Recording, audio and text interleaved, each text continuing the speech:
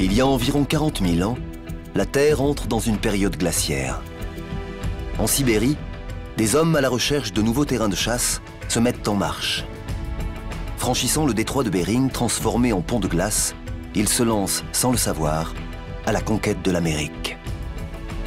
Au fil de leur migration millénaire, ces peuples donnent naissance à de brillantes civilisations et bâtissent d'incroyables cités, jusqu'à l'arrivée des conquistadors.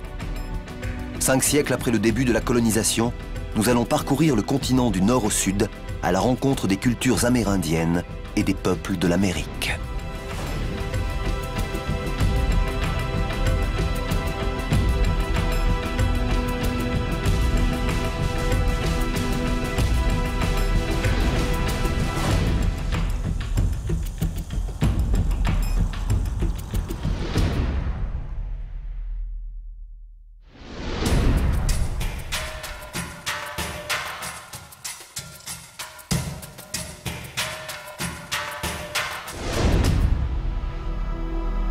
Parmi les peuples arrivant en Amérique après avoir traversé à pied le détroit de Bering ou caboté le long des côtes, certains se fixent dans les régions arctiques ou en Mésoamérique. D'autres poursuivent leur lente migration vers le sud. On retrouve leurs traces il y a environ 12 000 ans dans les basses terres tropicales de l'Amérique du Sud, notamment dans la vaste zone du bassin Orénoque-Amazone.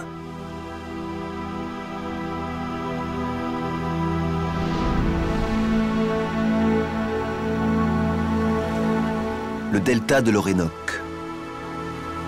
C'est dans cet univers où les chemins aquatiques tissent un labyrinthe en perpétuel changement au cœur de la mangrove et de la forêt tropicale que pendant des millénaires, les tribus arawaks vivent de chasse, de pêche et de cueillette. Une vie simple et paisible, en harmonie avec la nature.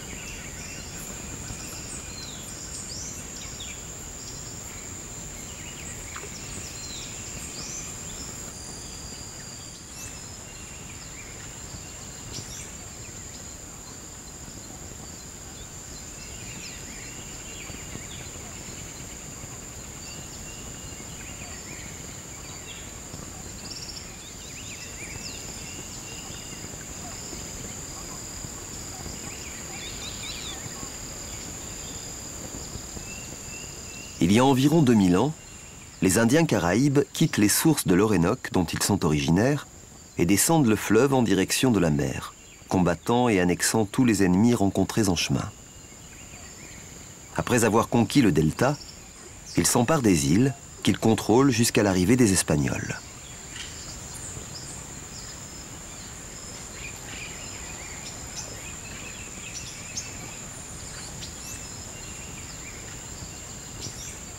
Le delta de l'Orénoque est aujourd'hui habité par la tribu Warao, nom qui en langue indienne signifie « les maîtres de la pirogue ».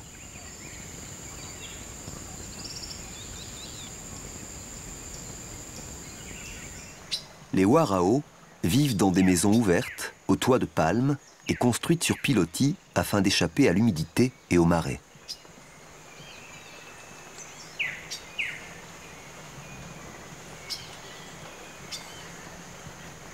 Quand leur maison est abîmée, que le bois des planchers est pourri ou que les palmes laissent passer la pluie, les Warao déménagent.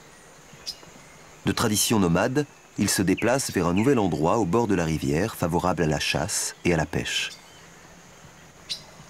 Une fois le lieu trouvé, la nature leur donnera de quoi bâtir un nouveau carbet.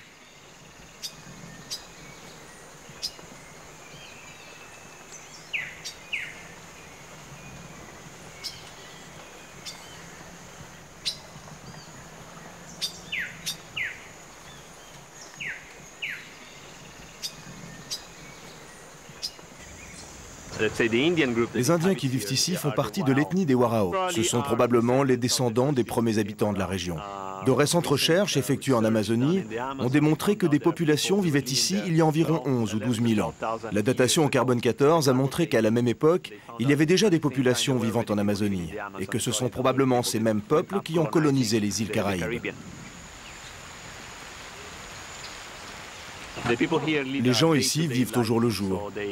Ils pratiquent la pêche, mais comme ils n'ont aucun moyen de conserver le poisson, ils doivent pêcher presque chaque jour. Ils cultivent aussi, notamment du manioc. Pour cela, ils doivent placer les champs au-dessus du niveau de la rivière afin de préserver les cultures des inondations.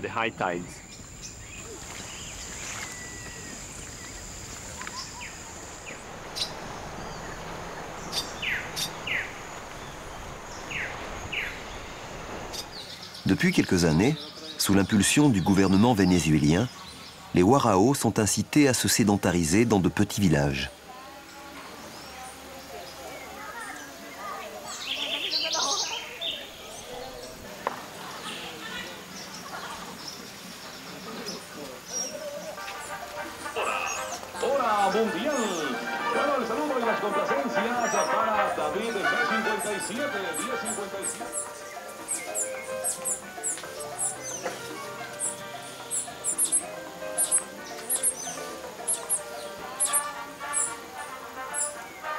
Un poste de radio, des baraques en planches le long d'une allée en béton, ces quelques poussières de modernité suffisent-elles à faire oublier aux Warao la perte de leur mode de vie et d'une certaine forme de liberté? Intégrer les Warao à la nation vénézuélienne tout en préservant leur langue et leur culture, telle est la mission difficile que l'on a confiée à l'instituteur de l'école del Toro.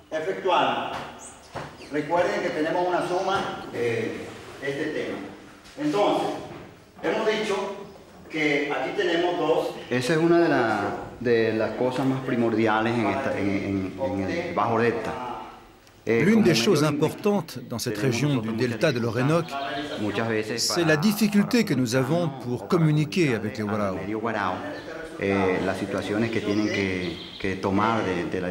En fait, la situation, c'est que la direction de l'éducation exige que dans le cadre scolaire, nous soyons bilingues, c'est-à-dire que nous parlions à la fois le Warao et le castillan.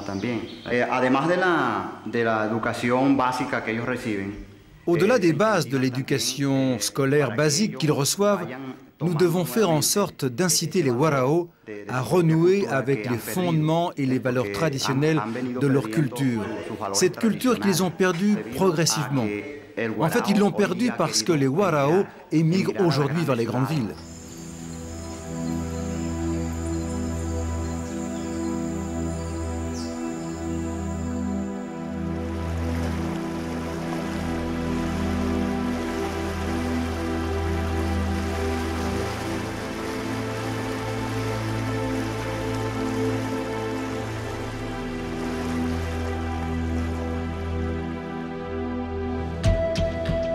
Nous quittons le delta.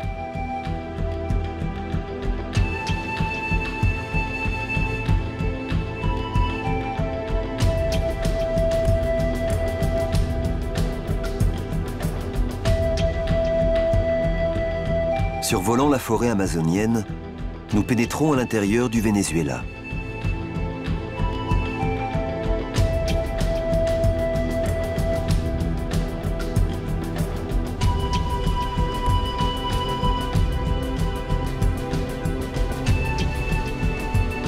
Nous découvrons bientôt d'incroyables citadelles de pierre. De l'une de ces parois verticales et abruptes s'écoule le Salto Ángel, 979 mètres, la plus haute chute d'eau du monde. Nous prenons la direction du Caroni. C'est là, sur les rives de cet affluent de l'Orénoque, que vivent les Indiens de la communauté Pemón.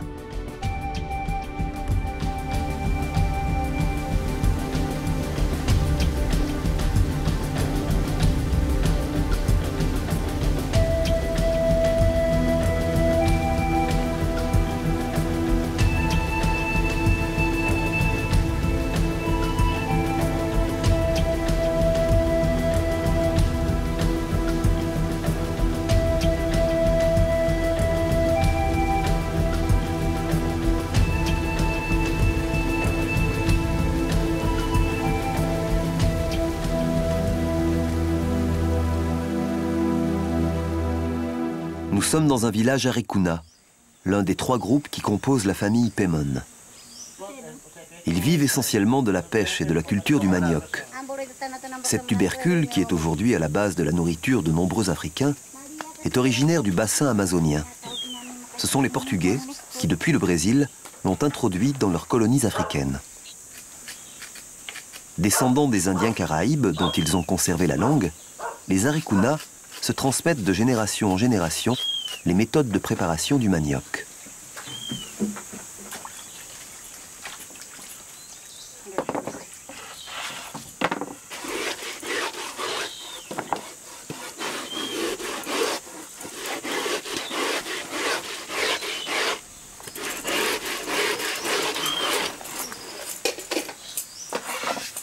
Épluchée, lavée, râpée, la pulpe du manioc est ensuite placée à l'intérieur de la couleuvre, un long cylindre de vannerie.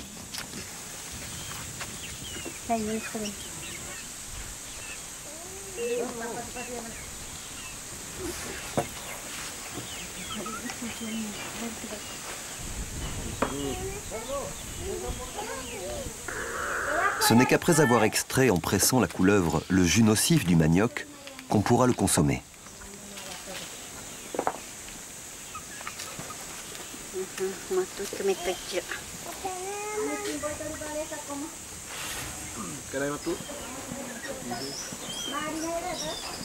Du manioc, on tire 2 substances. La farine, pour la nourriture, et la bière, qui participe au rituel de toutes les tribus amazoniennes.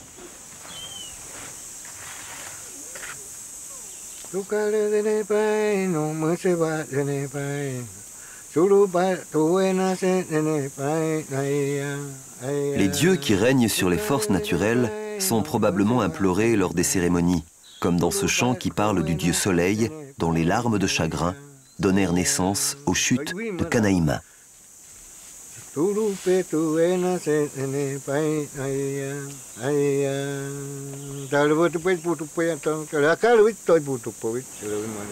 Les 3/4 des 25 000 Indiens Pemon du Venezuela vivent dans la région depuis environ 200 ans. Chacune des chutes porte un nom en langue Pemon.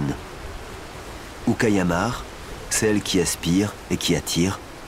Godaima, la sirène. Et Kerchipaleru, l'hirondelle.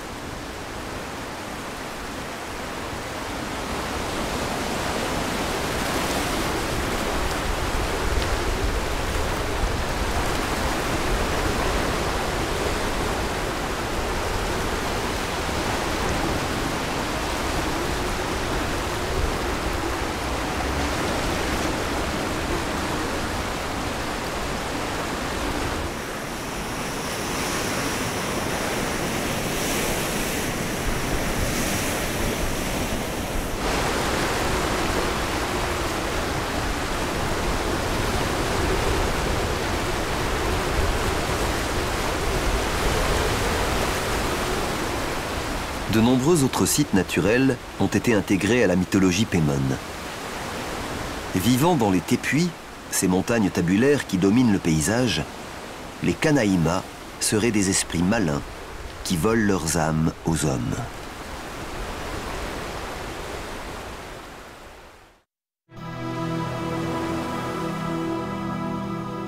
Tous les peuples précolombiens que nous avons rencontrés sur notre route au travers de l'Amérique, Inuits, Chocoès, Kunas, Warao, Pemon, tous, durant la colonisation, ont abdiqué une part importante de leur culture et de leur tradition. Si la marche de l'histoire est irréversible, la force et la profondeur des racines culturelles sont insoupçonnables.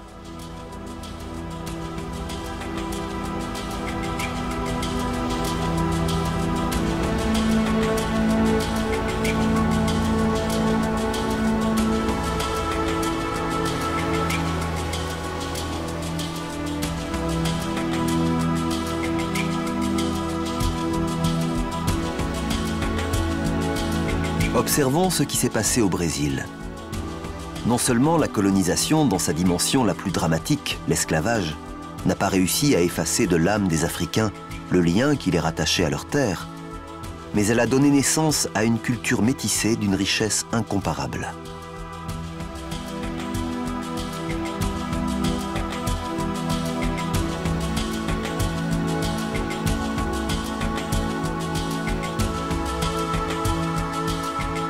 Direction Salvador de Bahia, la plus belle et la plus africaine des villes coloniales brésiliennes.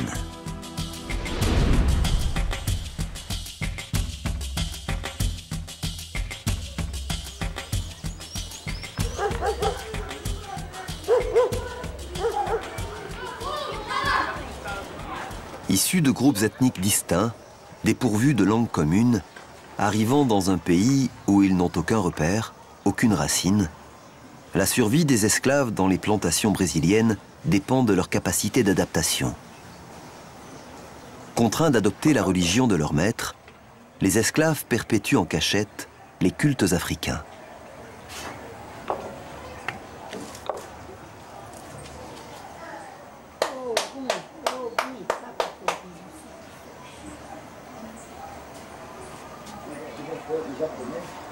Essa panela é cheia de feijão.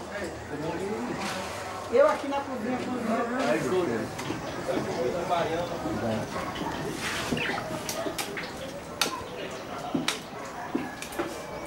Acho que daqui eu... Aí, aqui. Ela aí,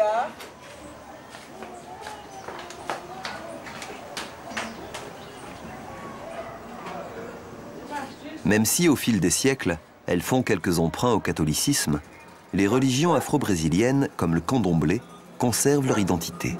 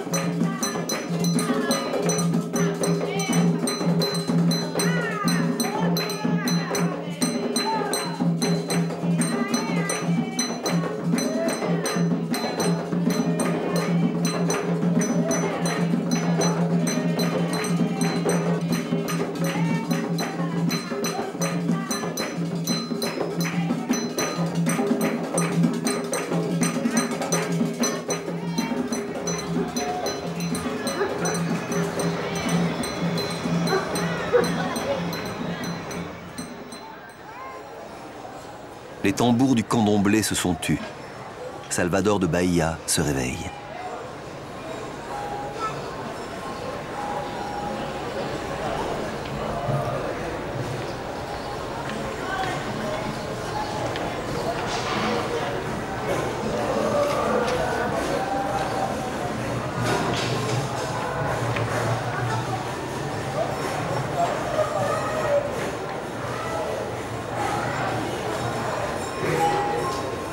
Dans les ruelles du quartier historique du Pelourinho, les symboles de l'Afrique décorent les façades colorées des maisons coloniales.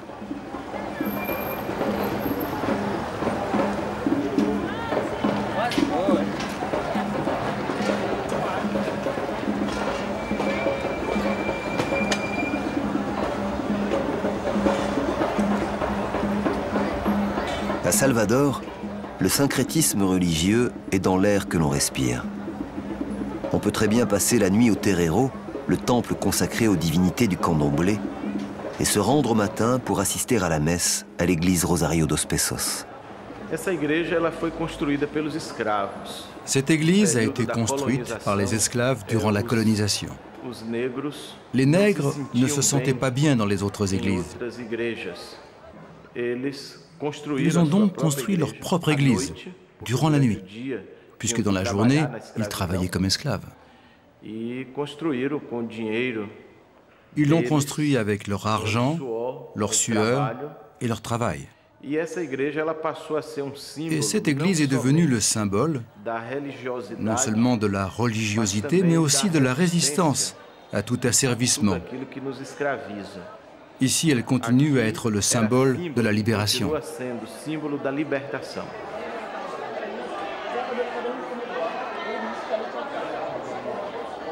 Nossa proteção está em nome do Senhor. O Senhor esteja convosco. Por intercessão de Santa Bárbara, que desça sobre cada de nós a bênção, a paz e a proteção de Deus Todo-Poderoso, o Deus que é Pai, Filho e Espírito Santo. A missa, ela é católica. La messe est vraiment catholique. Mas na missa, mais la cérémonie liturgique est accompagnée d'objets de la culture africaine. Les instruments de musique, par exemple, comme les timbales, les tambours, la gogo, tous ces instruments, qui sont des symboles de la culture africaine, sont également utilisés lors des cérémonies de candomblé.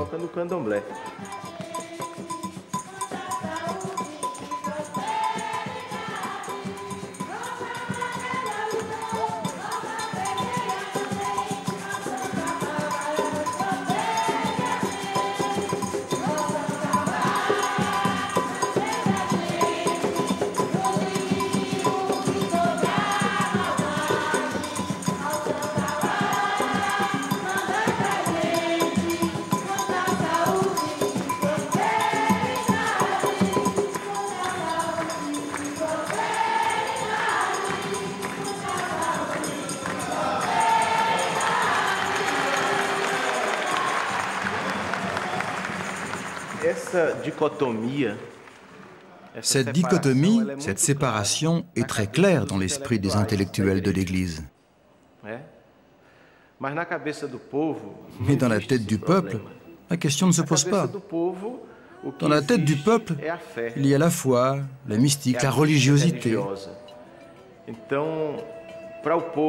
Donc le peuple qui souhaite exprimer sa religiosité de façon totale s'adresse aussi bien à Santa Barbara qu'à Yansa, son double candomblé.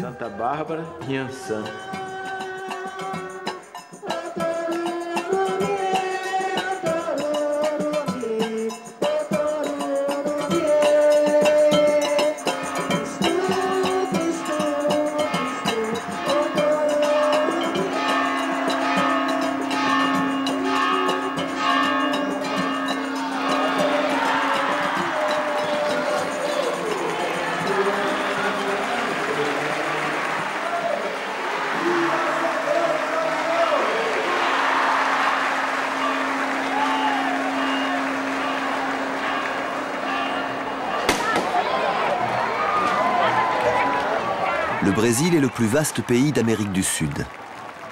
Ses ressources naturelles sont immenses, mais sa plus grande richesse, c'est sa population.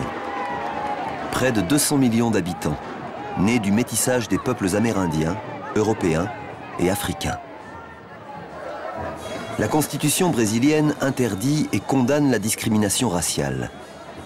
Mais elle n'en efface pas d'un trait de plume 5 siècles de colonisation.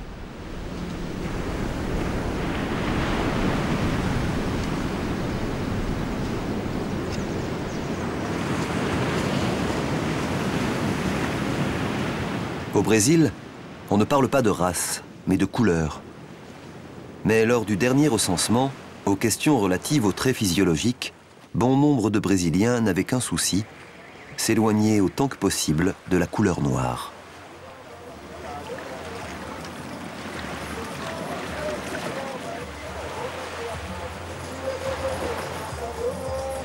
C'est pourquoi le mot pardo, c'est-à-dire gris, est utilisé pour désigner l'ensemble des métis représentant la majorité de la population.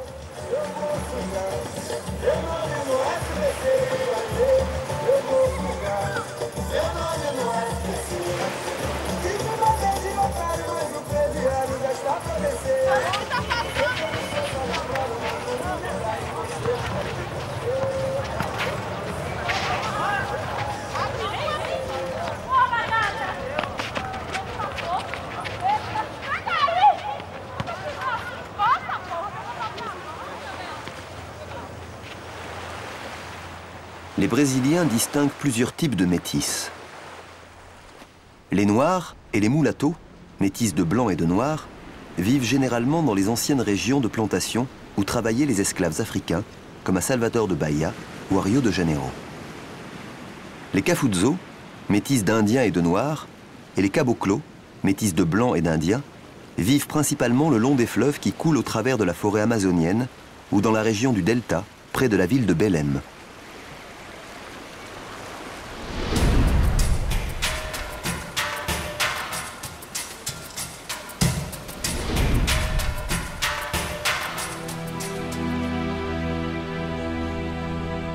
Malgré les émigrations successives, liées au boom du caoutchouc à la fin du 19e siècle, l'Amazonie brésilienne reste faiblement peuplée.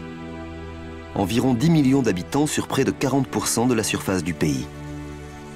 Si l'on accepte les grandes métropoles comme Manaus, Santarém ou Belém, la population s'éparpille le long du fleuve dans des petites communautés.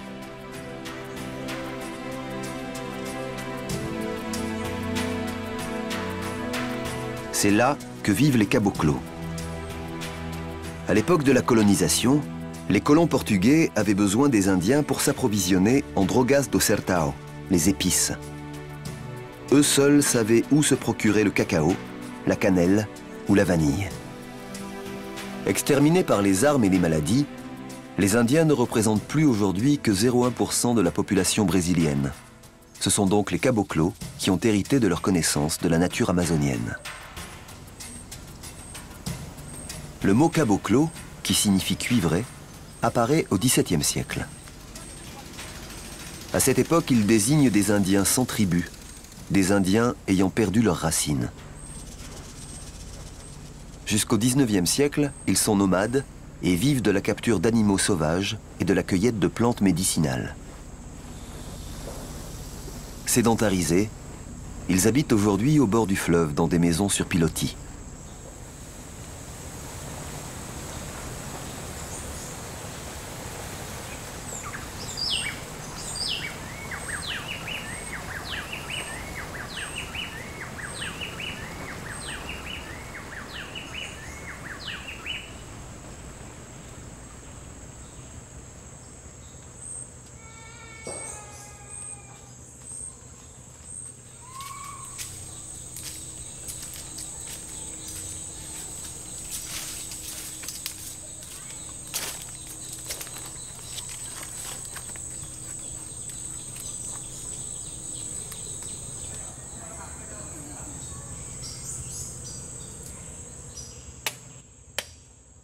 De quoi vivez-vous?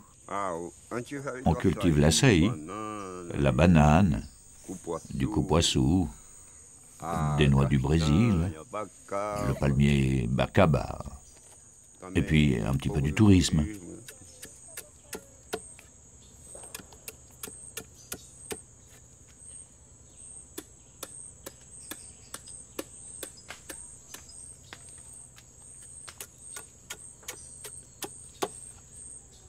Les maisons des caboclos, comment sont-elles faites? Elles sont toutes en bois, la maison des caboclos. Il y en a certains qui habitent encore des maisons en paille, comme autrefois. Mais les maisons les plus grandes sont en bois, avec des toits en tuiles.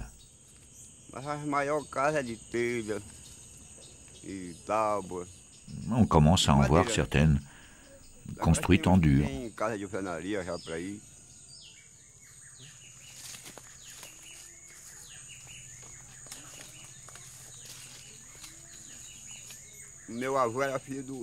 Mon grand-père était de Galicie. Ma mère, déjà, était amoureuse d'un caboclo. un caboclo indien. Enfin, il était fils d'un Indien. Et puis après, voilà, nous sommes nés. Nous sommes tous nés. La plupart des gens d'ici sont mélangés, portugais avec des caboclos. Enfin, il y a un mélange très important. De mes ancêtres indiens, j'ai gardé la connaissance des plantes médicinales. Oui, je crois que j'ai gardé ça.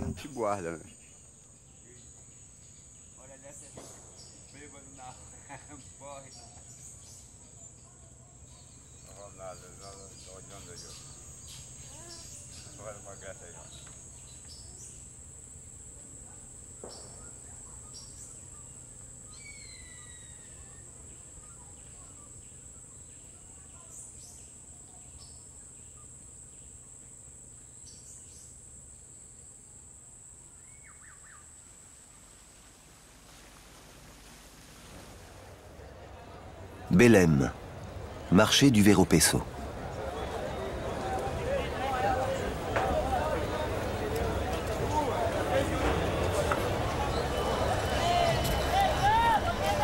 Au pied de la halle construite en Angleterre au XIXe siècle, c'est toute la diversité de la nature amazonienne qui arrive chaque matin.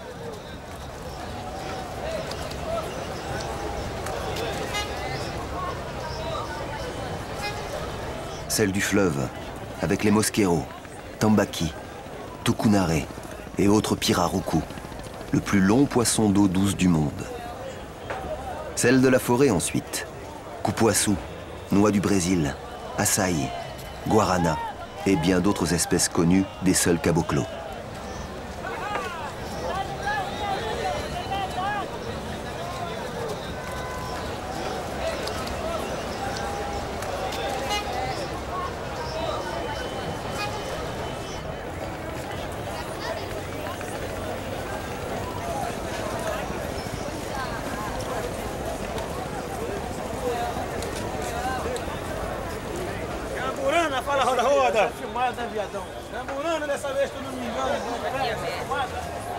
Chaque matin, ils arrivent par bateau de leur île lointaine.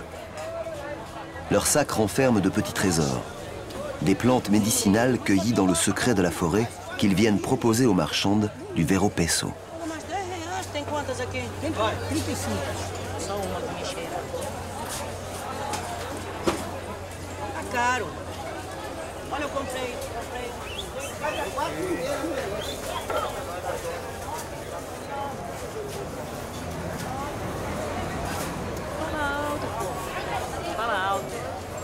Pra que serve isso aqui?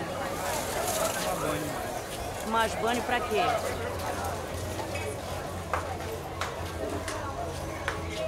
Eu fui criada no interior. J'ai grandi dans l'intérieur du Pará. J'ai été élevée par mes grands-parents. Ils étaient indiens, et mon père aussi. C'est eux qui m'ont appris les plantes. Nous sommes de la tribu des Gayapos. Le médecin de la région, c'était ma grand-mère.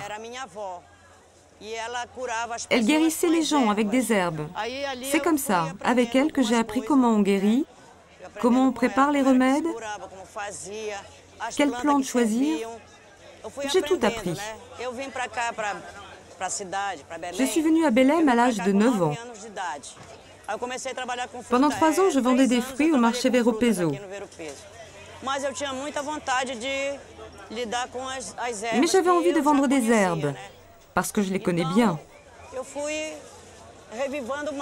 Alors petit à petit, ça a marché, et aujourd'hui je suis là. C'est ça la ruda. Moi je l'utilise pour les maux de tête.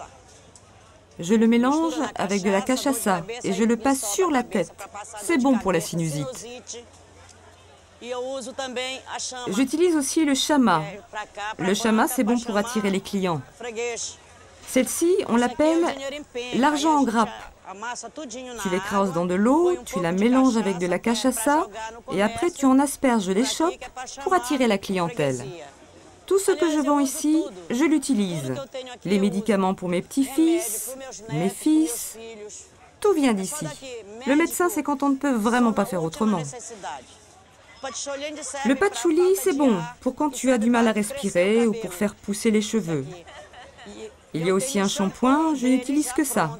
On utilise les produits d'ici pour plein de choses. Si tu désires une petite amie et qu'elle ne veut pas de toi, tu m'apportes un papier portant son nom et je l'attache pour qu'elle t'appartienne. Et là, c'est la petite bête.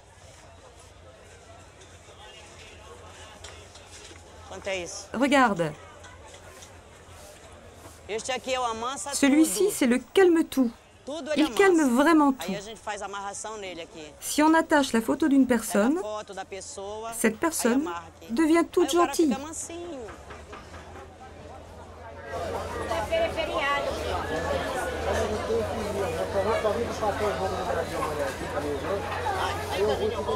Nous quittons Belém.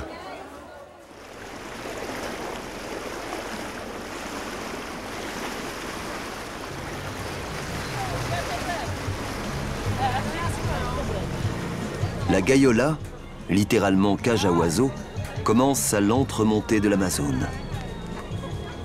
Certains passagers navigueront plus d'une semaine avant d'atteindre leur destination finale, aux frontières de l'Équateur ou du Pérou. Près de 5 siècles après la découverte du Nouveau Monde, l'Amazone garde tout son mystère.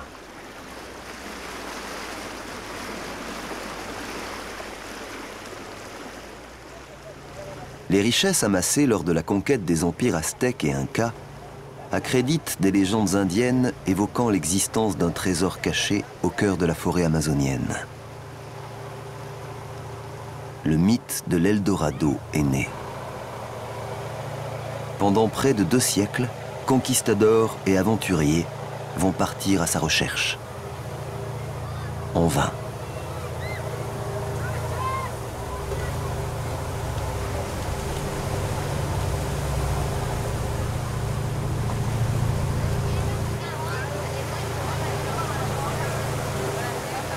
Les temps ont changé.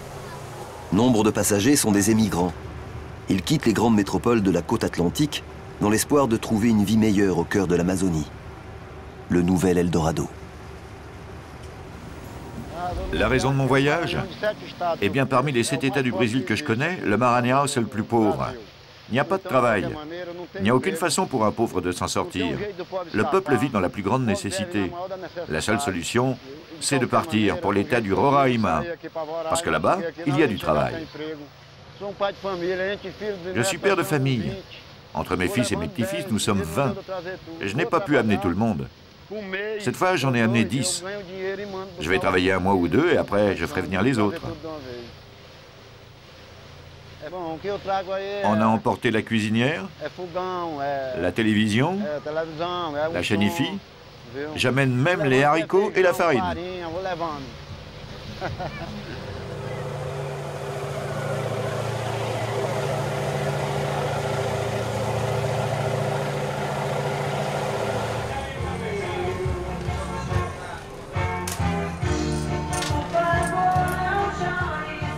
À Santarém, nous quittons l'Amazone pour rejoindre une communauté de caboclos vivant sur les rives du Rio Tapajós.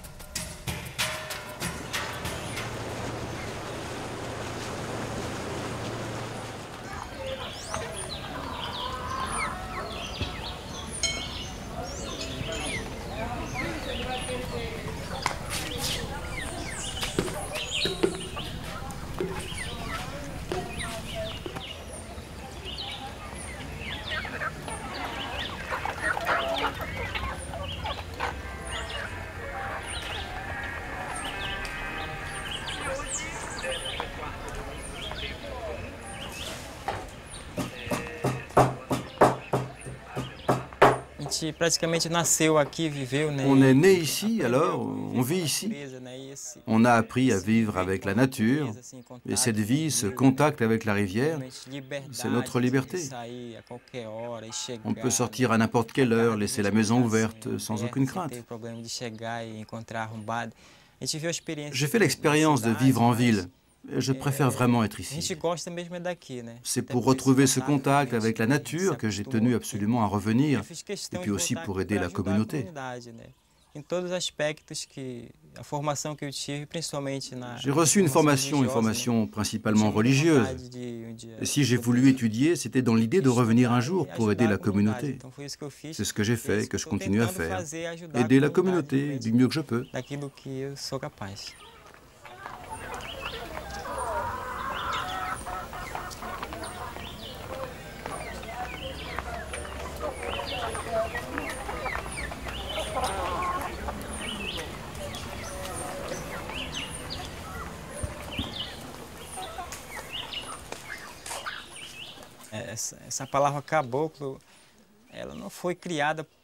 Ce mot de caboclo, c'est pas nous qui l'avons créé.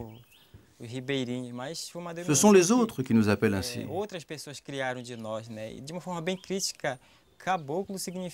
Pour eux, c'est un mot péjoratif. Caboclo, ça veut dire quelqu'un de rustre, quelqu'un de bête, de facile à berner.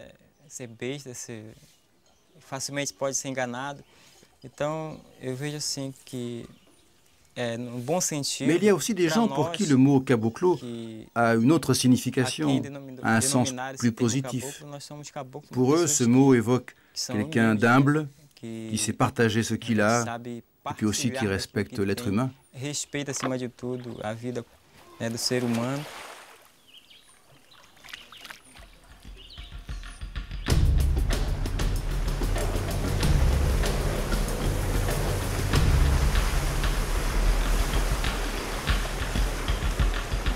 De retour à bord de la Gaiola, nous poursuivons notre lente remontée au cœur de la forêt amazonienne, en direction de Manaus.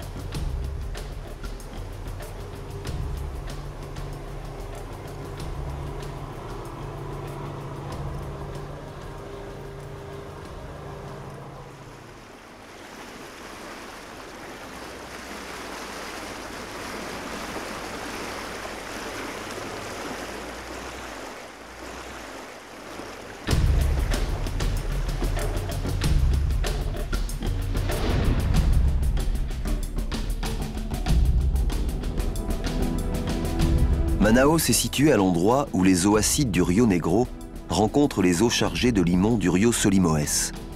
Ensemble, ils forment l'Amazone.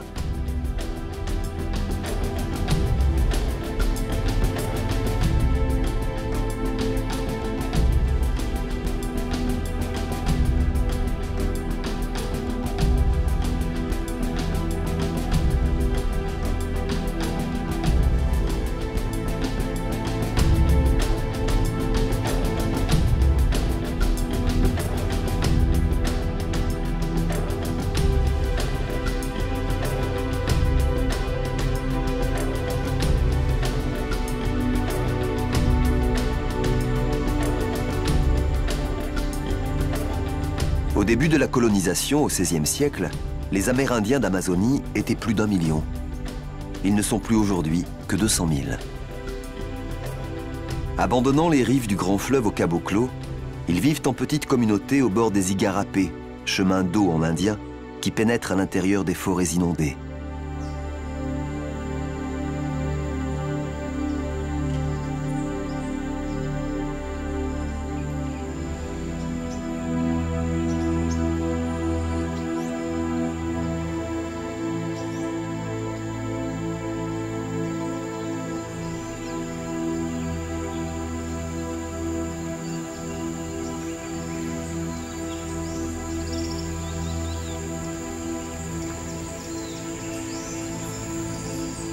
Un certain nombre de communautés, on estime leur nombre à une cinquantaine, vivent totalement à l'écart du monde.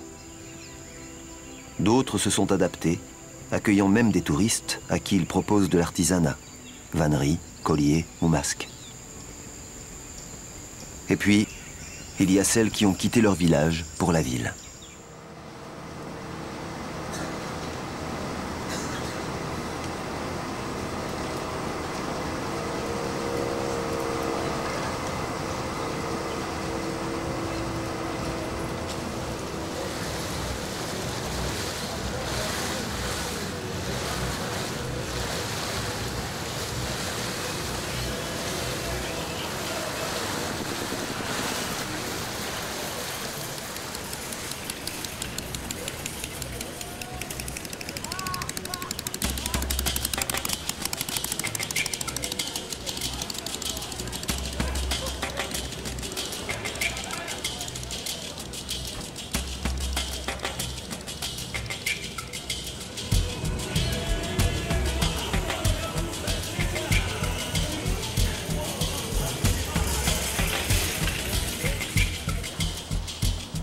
En compagnie des rejetés de la transamazonienne ou d'émigrants nord-estins, ils tentent de survivre dans les favelas qui envahissent certains quartiers de Manaus. Attirés par le mirage de la ville, ils essaient de survivre en s'accrochant aux morceaux de culture et de tradition hérités de leurs ancêtres.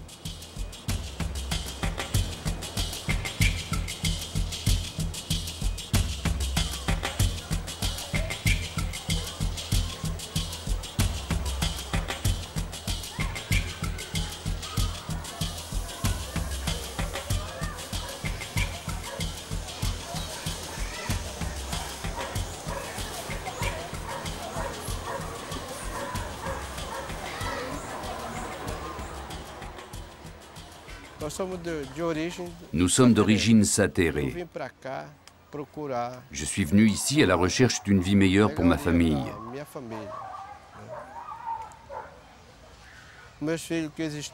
Mes enfants voulaient étudier, avoir une vie digne comme celle des Blancs.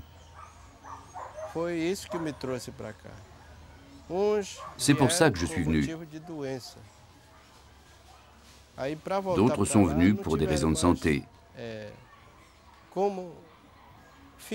Mais ils n'ont pas pu retourner à la réserve parce qu'ils sont devenus dépendants des médecins et des médicaments.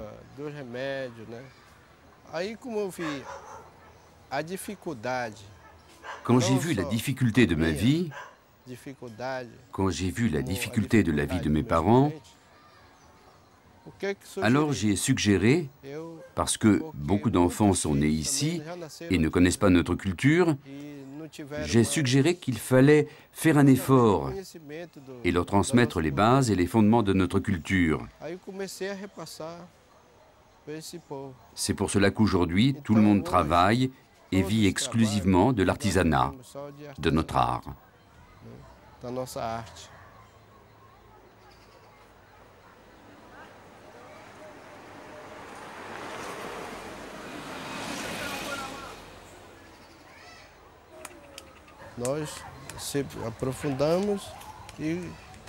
Nous avons profondément conscience que nous sommes des Indiens et que nous serons toujours des Indiens. Même si nous sommes victimes de discrimination dans cette société, nous serons toujours des Indiens.